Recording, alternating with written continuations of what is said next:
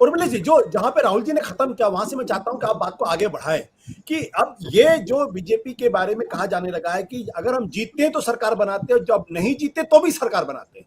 मतलब कर्नाटक के अंदर सरकार गई, उसके बाद जब मध्य प्रदेश के अंदर सरकार गई, राजस्थान की सरकार को गिराने की पूरी कोशिश की गई, उसके पहले अरुणाचल प्रदेश की सरकार बर्खास्त की गई, उत्तराखंड की सरकार बर्खास्त की गई, झारखंड की सरकार की जो स्थिति वो आप बेहतर तरीके से समझ रहे, कभी भी वो सरकार जा सकती है। तो ये जो कोशिश है, ये क्या पूरी तरीके से विपक्ष मुक्त भारत बनाने की कोशिश है, और क्या ये लोकतंत्र के लिए सुखद स्थिति है क्या? देखिए, पता नहीं भारतीय लोकतंत्र को किस रूप में आंका जाए। दुनिया के जो ग्लोबल इंडेक्स में डेमोक्रेसी का जो हमारा स्थान है वो बहुत नीचे है, और इसके अलावा प्रेस फ्रीडम में हम 180 मुल्कों में 150वीं लिस्ट में हैं, 150 पर हैं। जितने पैरामीटर्स हैं, और ये ऐसा नहीं कि केवल विदेशी लोग तैयार करते हैं ये इंडेक्स, इसमें दुनिया भर के लोग इसमें इन्वॉल्व होते हैं। खैर, उस पर हम नहीं जाएंगे। जमीनी स्तर पर भारत में लोकतंत्र कभी नहीं रहा है। सच्चाई ये है, 1950 में जब हमने कॉन्स्टिट्यूशन अडॉप्ट किया, उस वक्त मैं बार बार कोट करता हूं और चाहता हूं कि आपके दर्शक भी सुने इस बात को, कि संविधान की ड्राफ्टिंग कमेटी के चेयरमैन डॉक्टर अंबेडकर ने स्वयं ही कहा था कि हम अभी एक पॉलिटिकल लोकतंत्र बना रहे हैं, जिसका मतलब था कि इलेक्टोरल डेमोक्रेसी स्थापित कर रहे हैं। लेकिन जब तक ये सामाजिक और आर्थिक और सांस्कृतिक स्तर की डेमोक्रेसी नहीं बनेगी, तब तक मुकम्मल डेमोक्रेसी नहीं कहलाएगी। ये डॉक्टर बी आर अम्बेडकर का कहना है। और उन्होंने ये भी कहा था कि सामाजिक आर्थिक अगर लोकतंत्र नहीं कायम किया गया, समानता नहीं लाई गई, तो हमारा बनाया हुआ जो पॉलिटिकल लोकतंत्र है वो कभी भी कोलैप्स कर सकता है। और इसको कोलैप्स करने में वही लोग आगे आएंगे जिनके लिए हमने ये खड़ा किया है।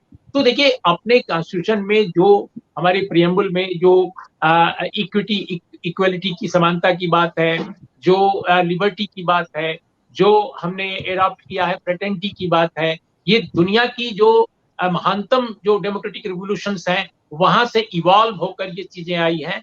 और मैं समझता हूं कि उनमें हम इन कम से कम और जितने मूल्य हैं, उसके अलावा ये जो 3 प्रमुख मूल्य हैं, उनका हमारे देश में आजादी के बाद से या कॉन्स्टिट्यूशन बनने के बाद से लगातार क्रमशः क्षरण होता रहा है, यानी उनका पतन होता रहा है। और आज हम जिस स्थिति में है कि 1922 में जब भारत में जो इक्विटी यानी जो समानता का स्तर था, उससे भी बहुत बुरा, यानी जितनी असमानता भारत में 1922 में थी, उससे भी ज्यादा असमानता बढ़ गई है। ये दुनिया के महानतम जो इकोनॉमिस्ट आज हैं, चाहे वो थॉमस पिकेटी हो या उनकी टीम के लोग हैं, वो लोग ये मानते हैं, उनकी ये फाइंडिंग है। जहां तक जो वेल्थ का जो आप केंद्रीकरण देख रहे हैं आप, निजीकरण और विदेशीकरण में कैसे सारी चीजें हड़पती जा रही हैं, वो भी देख रहे हैं। तो इसका रिफ्लेक्शन पॉलिटिक्स में आशुतोष पड़ना था। जो सामाजिक आर्थिक रूप से घटित हो रहा था भारत में, उसकी अभिव्यक्ति राजनीतिक स्तर पर होना लाजमी था। इसलिए जो आप कह रहे हैं कि आखिर ये क्यों हो रहा है कि एक चुनाव होते हैं, जहां पर चुनाव जीतती है एक पार्टी, वहां उसकी सरकार बनती है। जहां उसकी सरकार नहीं बनती है, बनने लायक नहीं होती है, वहां भी कुछ महीने कुछ वर्ष के बाद बन जाती है। अब राजस्थान के बारे में मुझे याद है कि एक बड़े प्रमुख नेता ने कहा, भारतीय जनता पार्टी के जो केंद्र में मंत्री हैं, कि राजस्थान में भी तो हमारी सरकार बनी गई थी, वो तो सचिन पायलट है जिसने धोखा दे दिया, गड़बड़ कर दिया, पीछे हट गया, वरना वहां भी हमारी सरकार बन गई होती। तो उन्होंने बल्कि सचिन पायलट को एक्सपोज भी कर दिया, जो कि बार बार कांग्रेस आलाकमान के सामने जाकर कहते थे कि नहीं नहीं हमारा ऐसा इरादा नहीं था, तो उनको एक्सपोज भी कर दिया ना। तो हमारा ये कहना है कि ये जो टेंडेंसी है, ऐसा नहीं है कि ये पहले नहीं थी, लेकिन इतने विकराल और इतने विकृत रूप में कभी नहीं थी कि जबरन सरकार बनाना।